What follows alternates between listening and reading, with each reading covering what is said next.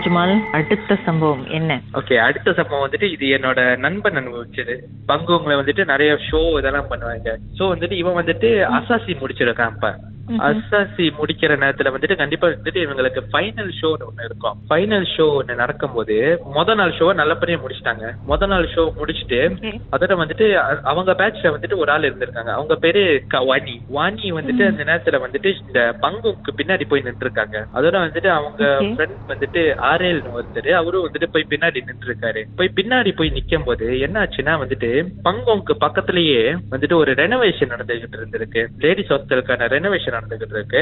அந்த இடத்தையே வந்துட்டு ஒரு மாதிரியா பாத்துக்கிட்டே இருக்காங்க. அதோட வந்துட்டு இந்த ஆரேல் வந்துட்டு போயிட்டு மலைக்காரர் தான் ரெண்டு பேரும் போய் கேட்டிருக்காங்க என்ன ஆச்சு அப்படின்னு. என்ன ஆச்சுன்னு கேட்கும் போது இவங்க ஒரு மாதிரி வந்துட்டு ஒரு மாதிரியா பார்க்க ஆரம்பிச்சிருக்காங்க. அதோட வந்துட்டு இந்த ஆரேலுக்கு வந்துட்டு என்னடா அது இப்படி பாக்குறான்னு சொல்லிட்டு ஒரு மாதிரி அன்ஈஸியா ஒரு மாதிரி ஃபீலிங் ஆயிட்டு வந்துட்டு முன்னாடி இருக்கிறவங்க கூப்பிட்டு இருக்காங்க.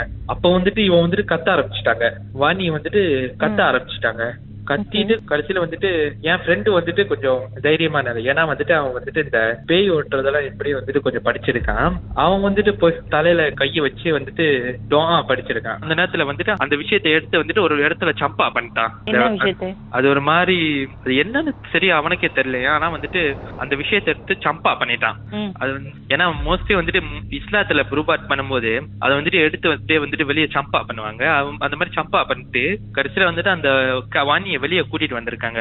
வெளியே கூட்டிட்டு வந்து சரி சூறாவுக்கு போவோம்னு சொல்லிட்டு சூறா உள்ள நுழைக்க பார்த்திருக்காங்க. இவன் உள்ள போக மாட்டேங்கிறாங்க வாணி. கடைசியில வந்துட்டு திருப்பி வந்துட்டு அந்த விஷயம் வந்துட்டு அவங்களுக்குள்ள வந்துட்டு பொசஸ் ஆயிடுச்சு. 2-3 பேர் பிடிச்சிருக்காங்க. ஆனா அடக்க முடியல. ஒருத்தர் பேரு வந்துட்டு ரிங்கோ, அவன் தலையெல்லாம் புடிச்சு அடிச்சிட்டாங்களே.